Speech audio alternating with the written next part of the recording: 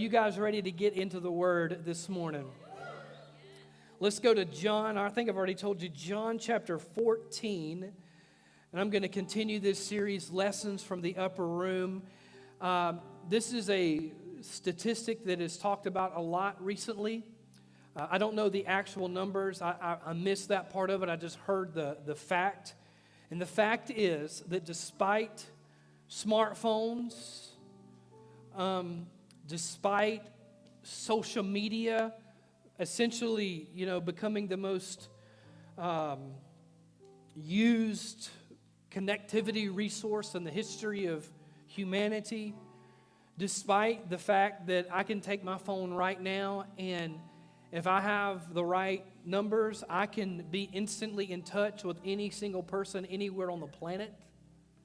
Despite all of that, we are officially living in what is known as the loneliest period in all of human history. Did you know that?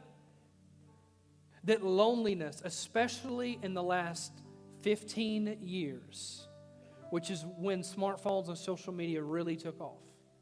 It's ironic, isn't it? That as we became able to be more connected than we ever were, we've actually become more disconnected than we've ever been. There's an irony there. How many of you, you don't have to answer. You can if you want to, that's fine. But how many of you know that it's so easy in our world, in our lives, and in our culture, you can be surrounded by people and still feel alone. You can be scrolling Facebook, Instagram. Heck, you might be doing that and feel even more lonely. You can be, taking this a few steps further, you can be busy and productive as far as the standards of the world are concerned, but still feel isolated. You can experience great success, again, as far as the metrics of our world are concerned, but when you go home at night, you can still feel like a failure. Bless you.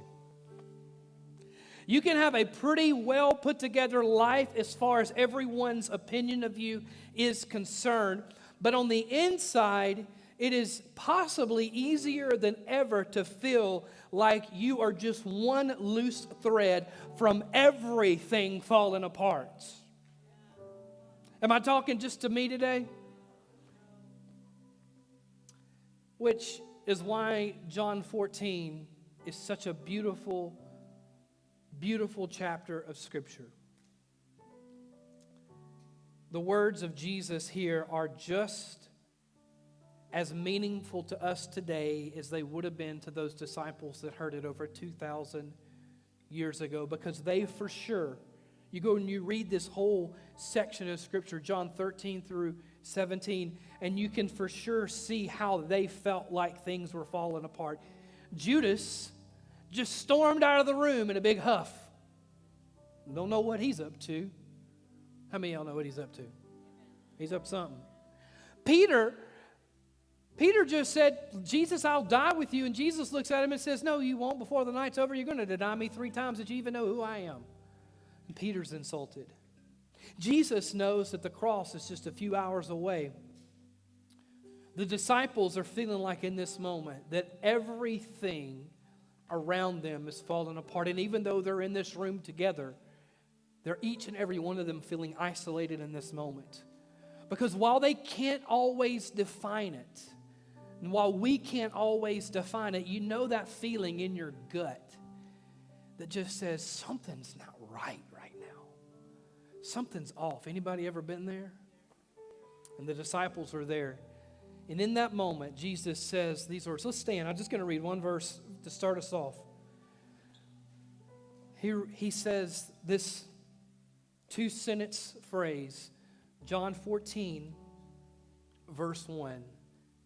Don't let your hearts be troubled. Now, Monica, I think it's important that we pay attention to the structure of this sentence, because Jesus, the second word, if you don't count the conjunction, any grammar snob, sorry, but the second word he says is let. Do you know what that means? It means that I actually have some control over this. It means that I am not one, it